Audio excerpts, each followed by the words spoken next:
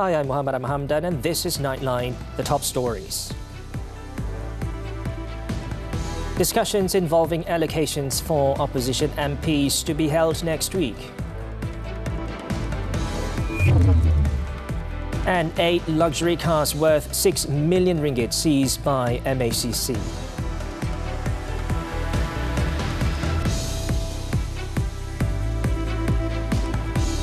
Good morning. We begin with this headlining story. Discussions involving allocations for opposition members of parliament are expected to be held next week. Deputy Prime Minister Datuk Seri Fadilah Yusof said this was after opposition leader Datuk Seri Hamzah Zainuddin and party representatives requested that discussions regarding the matter, which should have been held last Tuesday, be postponed. Fadilah explained that the postponement was due to urgent matters that needed to be attended by PAS representative Datuk Seri Taqiyuddin Hassan in Kota Baru. He said the discussions will also detail the opposition's requests to the government, including any form of cooperation that can be established between both parties.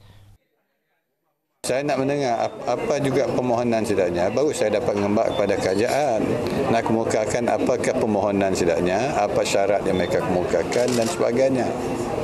Itu terserah. PM dah beri amanah untuk mereka berjumpa untuk menyatakan apa kemahuan mereka. Itu ya. He, however, stated that a new date for the meeting has not been set. In the meantime, the Deputy Prime Minister has denied that the government offered a Confidence and Supply Agreement, or CSA, to opposition MPs in exchange for parliamentary allocations. He was responding to claims made by Ketereh MP Datuk Khair Noor from PAS last week that a CSA was allegedly offered to opposition leader Hamzah in return for allocations to develop their constituencies.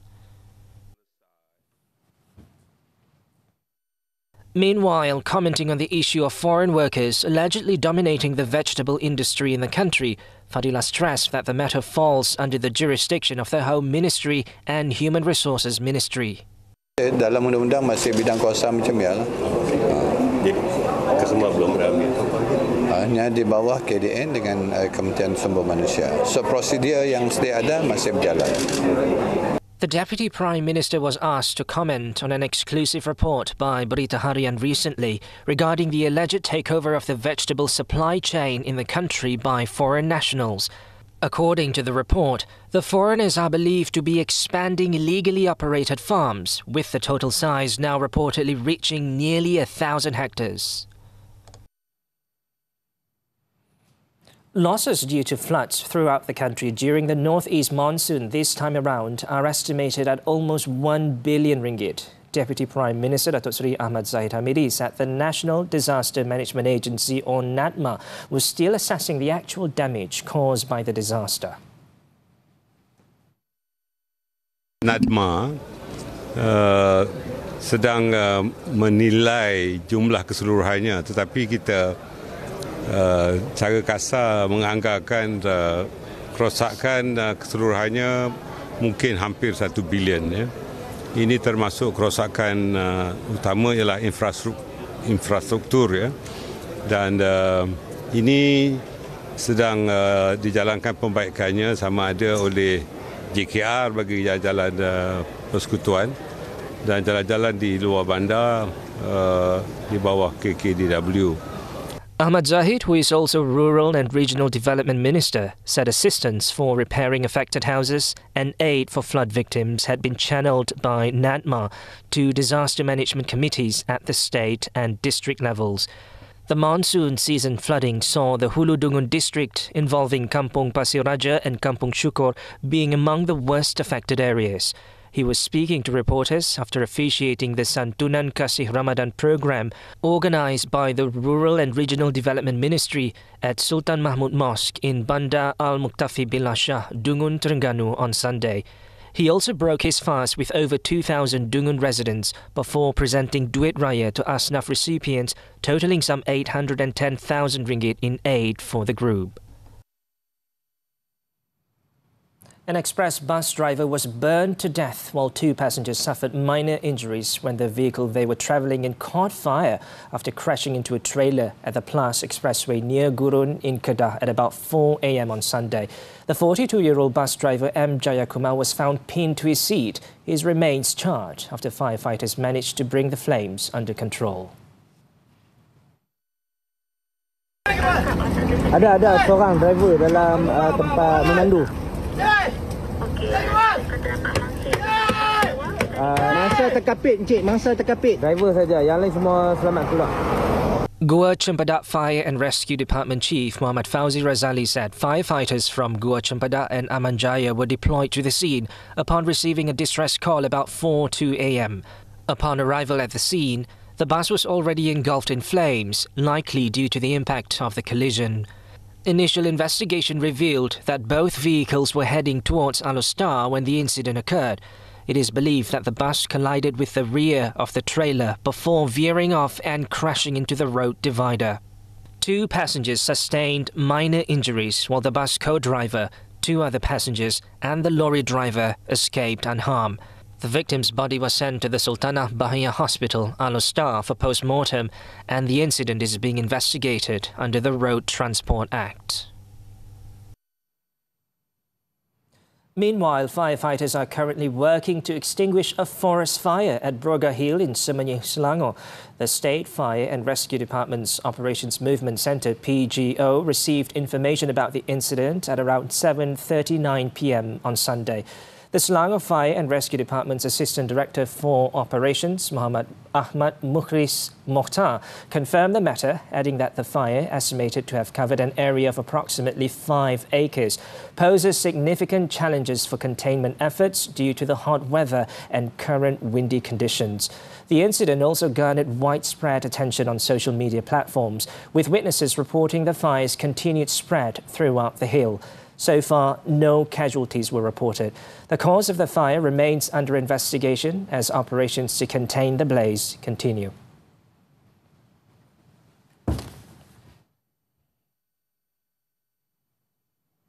Moving on, the Malaysian Anti-Corruption Commission MACC arrested 11 individuals suspected of being involved in a tobacco, liquor and cigarette smuggling syndicate and seized 8 luxury vehicles which allegedly belonged to them, estimated to be worth almost 6 million ringgit.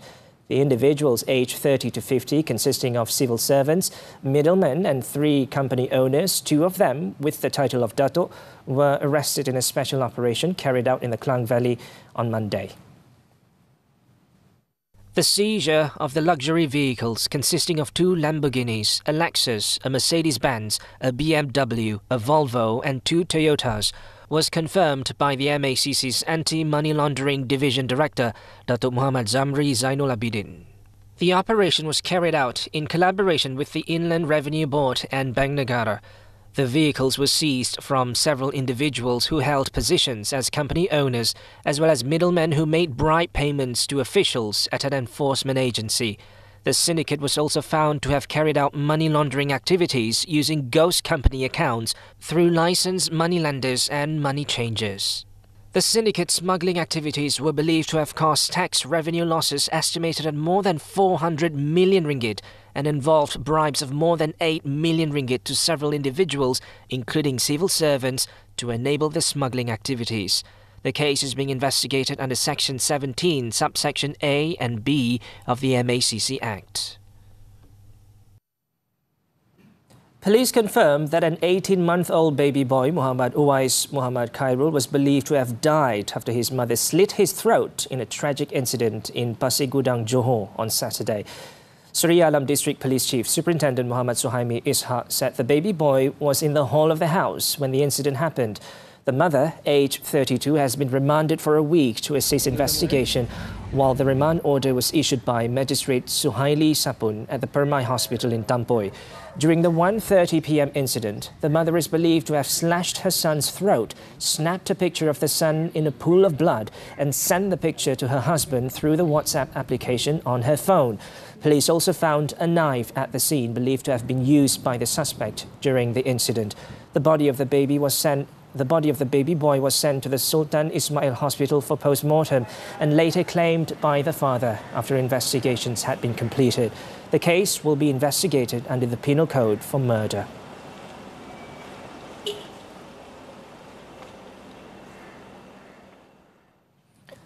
Police believe they have crippled a drug distribution syndicate following the arrest of 2 individuals and the seizure of more than 51 kilograms of shabu worth 2.57 million ringgit. Bukit Aman Narcotics Crime Investigation Department Director Datuk Kao Kok Chin said 2 local men aged 31 to 33 were apprehended at 4:10 p.m. in a Mercedes-Benz near a building in Kuala Kangsar, Perak on Saturday. The first suspect, aged 33, was employed as a factory operator, while the second individual worked as an electrician.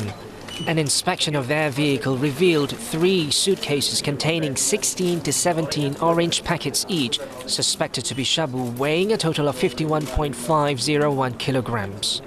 Also seized was the Mercedes-Benz, valued at 53,000 ringgit, with the total seizure value amounting to 2.623 million ringgit.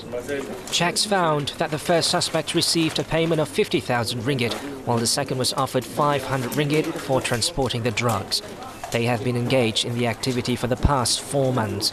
Background checks showed that the first suspect has a prior drug-related criminal record. Both of them also tested positive for shabu.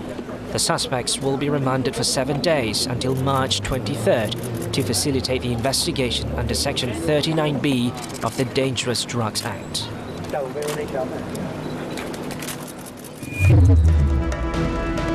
At least 21 dead in 3 vehicle collision. News from the foreign front after this breather.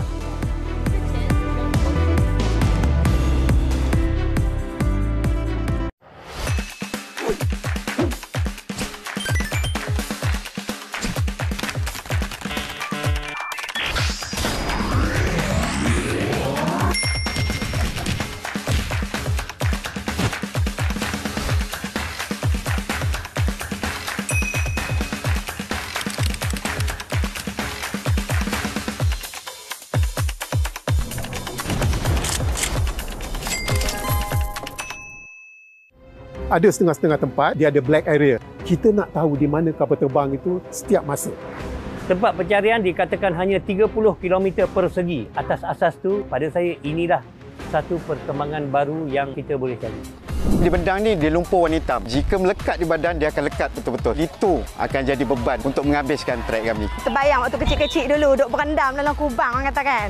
Tengok gelagat kawan-kawan jatuh dengan selut kat muka. Stream sekarang melalui Tonton.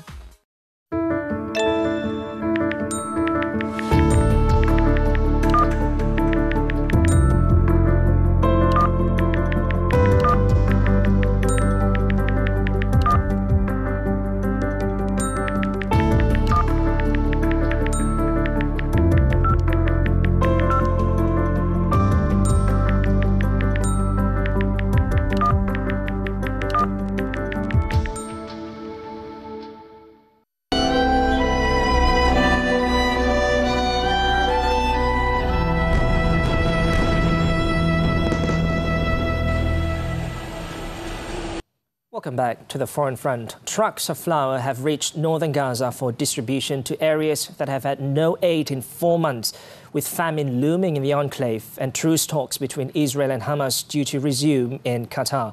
It was reported that 13 aid trucks arrived safely in Jabalia and Gaza City, marking the first convoys to travel from the south to the north of the Strip without incidents in 4 months. The supplies will also be distributed to the northernmost areas of Beit Lahia and Beit Hanun. Meanwhile, ceasefire talks could resume in Qatar, with an Israeli delegation led by Mossad spy chief expected in Doha to discuss Hamas's proposal for a 3-stage plan to end the war. The Zionist regime, in the meantime, continued its bombing campaign overnight in Gaza, killing at least 12 people in Deir al-Balah, in the center of the crowded Gaza Strip. According to Gaza's health ministry, at least 92 Palestinians were killed and 130 others injured in the last 24 hours.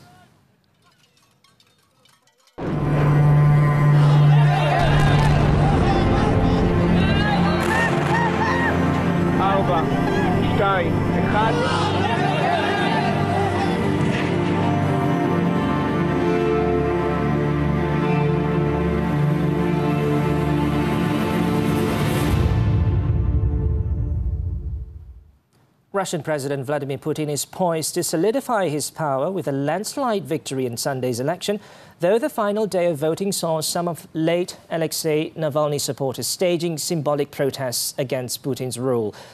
Navalny supporters urge Russians to join a Noon Against Putin protest to show their dissent against a leader they cast as a corrupt autocrat. Despite tight security and tens of thousands of police and security officials, there was no independent count of how many voters participated in the protests. Meanwhile, it was reported that the turnout for the election hit 67.54%, surpassing 2018 levels several hours before the end of polling. Putin, in power since 1999, is set to secure another 6-year term, potentially making him Russia's longest-serving leader in over 200 years, surpassing Joseph Stalin. The election comes just over 2 years since Putin triggered the deadliest European conflict since World War II by ordering the invasion of Ukraine.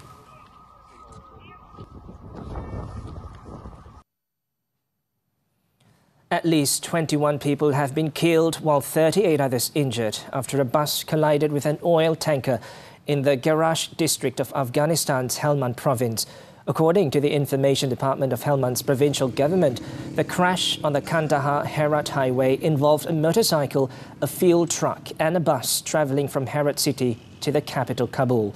It was reported that the bus driver lost control after colliding with a motorcycle and crashed with an oil tanker travelling in the opposite direction from the southern city of Kandahar to Herat, sparking a fire. Officials said 11 of the 38 injured people were transferred to hospitals with serious injuries. An investigation into the accident was underway.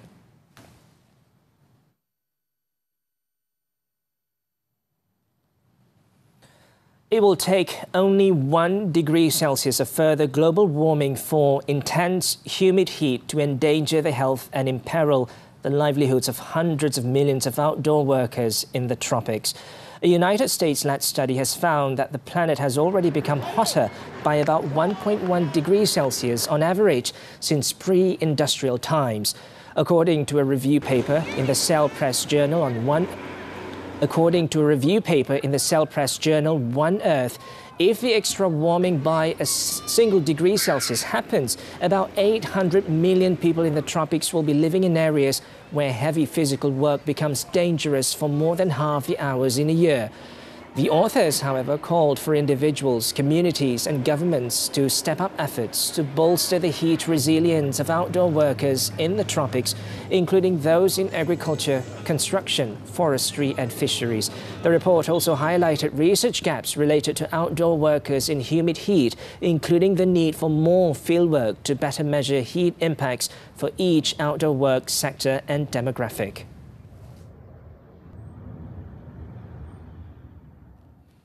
Now, lava flows from a volcano in southwest Iceland slowed on Sunday, while man-made barriers appeared to be successful in steering the lava away from infrastructure, including a nearby fishing town.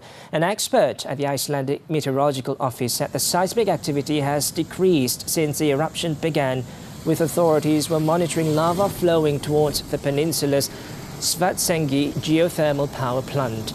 Early on Sunday, the lava flowed just a few hundred miles from Grindavik, a fishing town of some 4,000 residents that was evacuated during an eruption in November. The eruption, the fourth since December, began on Saturday evening, sending fountains of molten rock soaring from a roughly 3 kilometers long fissure.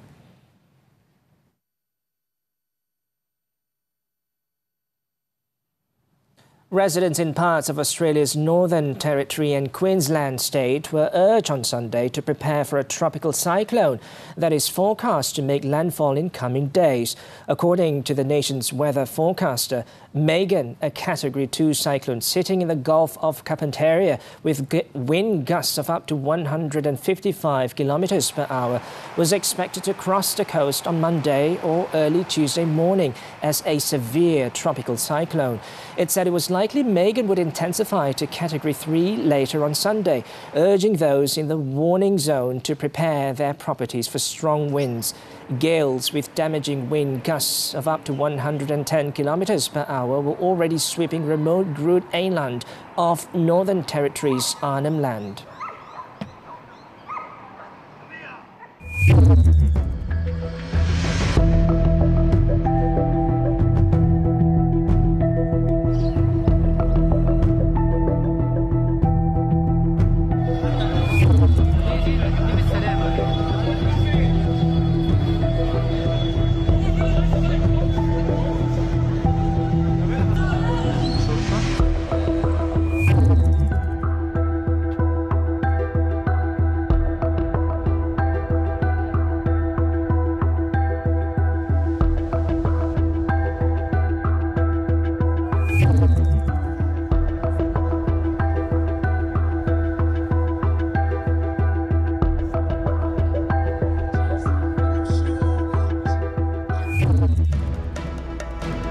Alcaraz, Medvedev to meet again in the finals. Sports after this breather.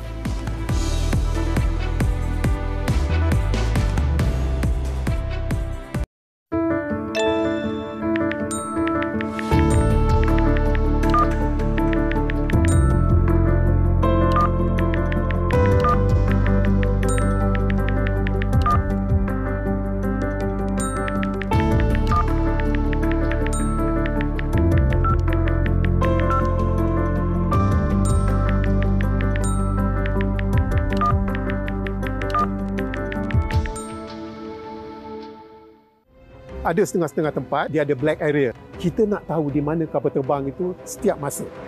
Tempat pencarian dikatakan hanya 30 km persegi. Atas asas tu, pada saya inilah satu perkembangan baru yang kita boleh cari. Di bendang ni dia lumpur warna hitam. Jika melekat di badan, dia akan lekat betul-betul. Itu akan jadi beban untuk menghabiskan trek kami. Terbayang waktu kecil-kecil dulu duk berendam dalam kubang orang kata kan. Tengok gelagat kawan-kawan jatuh dengan selut kat muka. Stream sekarang melalui Tonton. Seorang penuntut kolej ditahan bagi membantu siasatan kes pembunuhan bekas teman wanitanya di Negeri Sembilan Khamis lalu. Perkara ini adalah satu yang tidak berperi kemanusiaan langsung. Apa pasal kena bunuh? Memang terkilanglah. Semasa ditemui, mangsa terbaring di kaki 5 jalan.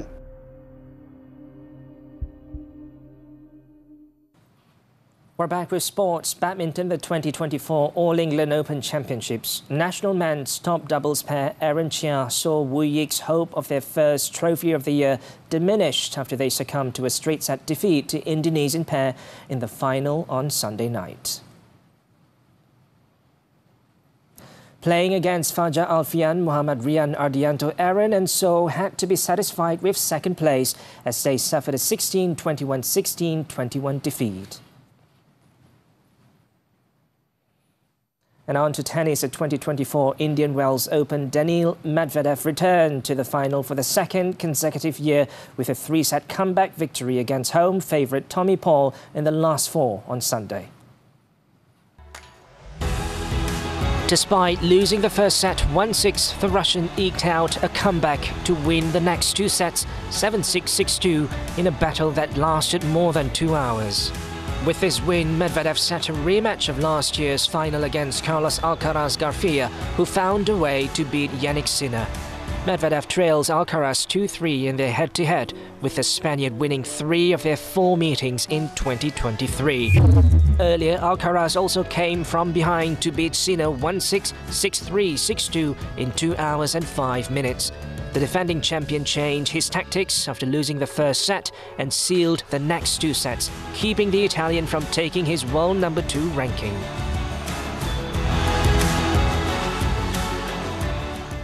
Now, football, the English FA Cup. Bernardo Silva scored a brace as Manchester City beat Newcastle United 2-0 at home in their quarter-finals clash on Sunday. City took the lead in the 13th minute when Silva's deflected shot looped off Newcastle's Dan Burn, sending goalkeeper Martin Dubravka the wrong way. The home side went 2-0 up just after the half-hour mark, again through the Portuguese, whose effort deflected off Sven Botman, steering the ball past Dubravka. Alexander Isak almost pulled a goal back in the 36th minute, but City's goalkeeper Stefan Ortega denied his bouncing effort. Erling Haaland and Jeremy Doku both had a number of chances to score, but Dubravka made amends for his earlier errors by keeping the score down. Holders City remain on course to repeat their treble triumph of the Premier League, Champions League and English FA Cup from last season.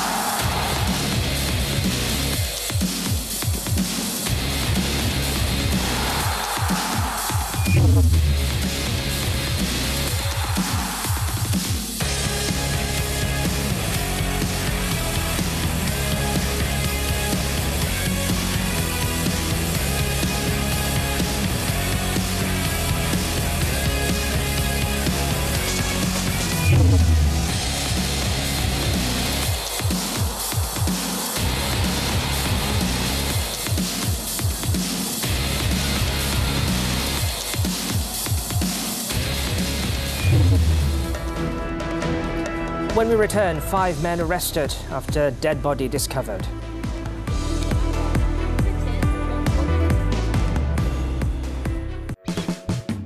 Malaysia hari ini setiap Isnin hingga Jumaat. Nak jadi pencipta kandungan boleh, tapi kena berpada-pada.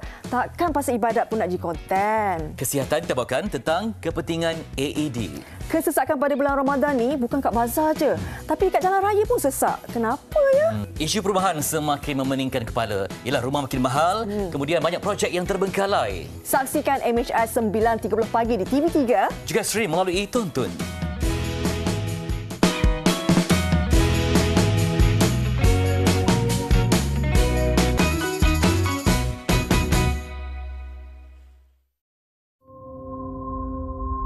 Seorang penuntut kolej ditahan bagi membantu siasatan kes pembunuhan bekas teman wanitanya di Negeri Sembilan Khamis lalu. Perkara ini adalah satu yang tidak berperi kemanusiaan langsung. Apa pasal kena bunuh? Memang terkilang lah. Semasa ditemui, mangsa terbaring di kaki 5 jalan.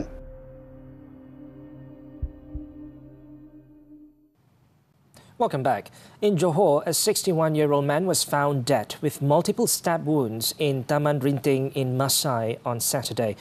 State Police Chief Commissioner M. Kumar said police arrested 5 men within several hours after the stabbing to assist with investigations. The suspects, aged between 35 and 48, were flashed out of hiding in several housing estates in the state's capital. Kumar said the suspects, who had previous drug-related and criminal records, were remanded for a week to facilitate investigation under the Penal Code for murder. Several belongings of the victims were seized from the suspects, and police confirmed that the items belonged to the victim. The victim's body was sent to the Sultan Ismail Hospital for a post-mortem.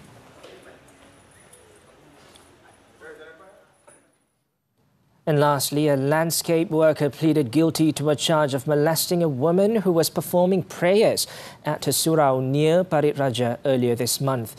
The accused, 29-year-old Muhammed Taswat, pleaded guilty after the charge under Section 350 of the Penal Code was read before Magistrate Nurasidah A. Rahman. The accused may also face imprisonment for a maximum of 10 years and a fine or caning, or a combination of any of the two punishments under the applicable section. According to the charge, the accused intentionally committed the crime of molesting a 29-year-old female in the women's prayer hall at 1:20 p.m. on March 8th. Based on the facts of the case, the accused had approached the victim in the prayer hall, closed the door and sat beside the victim before proceeding to touch her thighs. The police report was then lodged by the victim after seeking help, and the accused was arrested 4 days after the incident.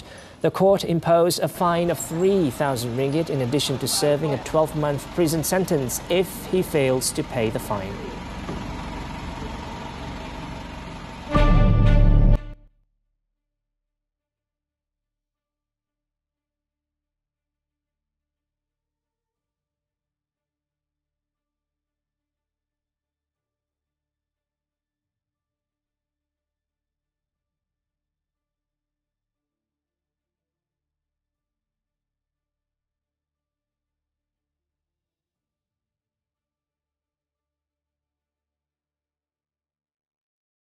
And that wraps up this edition of Nightline. We leave you with visuals of Russians celebrating Maslenitsa Folk Festival by setting fire to a giant wooden structure at the Nikola Lenivets Art Park in Kuluga region.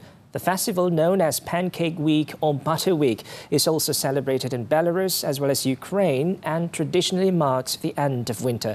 With that, I'm Muhammed. Thanks for tuning in, and to our Muslim viewers, Selamat Bersahur.